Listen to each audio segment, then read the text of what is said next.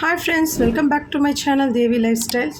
ఈరోజు మన ఛానల్లో మామిడి ముక్కలు ఏ విధంగా ఊరబెడితే తొందరగా ఊరుతాయో, ఎక్కువ రోజు ఎలా నిల్వ చేసుకోవాలో క్లియర్గా చూపిస్తాను.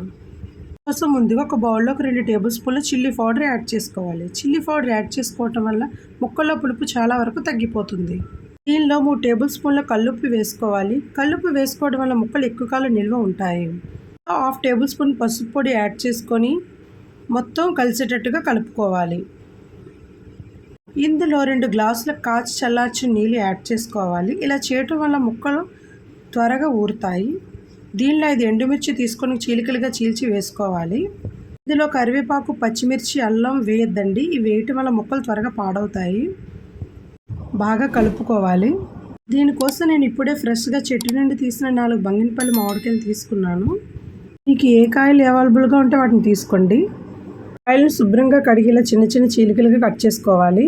ఇందులో మనం ముందుగా కలిపి పెట్టుకున్న వాటర్ని యాడ్ చేసి బాగా కలుపుకోవాలి. ముక్కలు మునిగేంత వరకు వాటర్ యాడ్ చేసుకోవాలి. దీన్ని 1 గంట పాటు మూత పెట్టి పక్కన పెట్టుకోవాలి. తర్వాత వీటిని ప్లాస్టిక్ డబ్బాలో కానీ గ్లాస్ జార్లో కానీ తీసుకొని నిల్వ చేసుకోవాలి.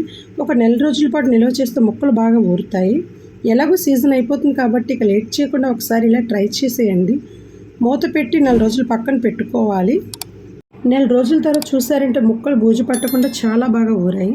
చూసారు కదండి, ముక్కలు పసుపు కలర్లోకి మారాయంటే ముక్కలు బాగా ఊరినట్టే. తింటుంటే ఉప్పుగా, కారంగా, పులుపుగా చాలా అంటే చాలా బాగున్నాయి. నేను వీటిని చూస్తుంటే నాకు స్కూల్ డేస్ అయితే గుర్తొస్తున్నాయి. మీలో ఎంతమందికి మీ స్కూల్ డేస్ గుర్తొచ్చాయన్నది కామెంట్ సెక్షన్లో కామెంట్ చేయండి. ఎవరైనా నా ఛానల్ మొదటిసారి వ్యూ చూస్తున్నట్లయితే ప్లీజ్ సబ్స్క్రైబ్ చేసుకోండి. నా వీడియో నచ్చినట్లయితే తప్పకుండా ఒక లైక్ చేసేయండి. నా వీడియో ఎలా అనిపించింది అనేది కామెంట్ సెక్షన్లో కామెంట్ చేయండి. Thank you.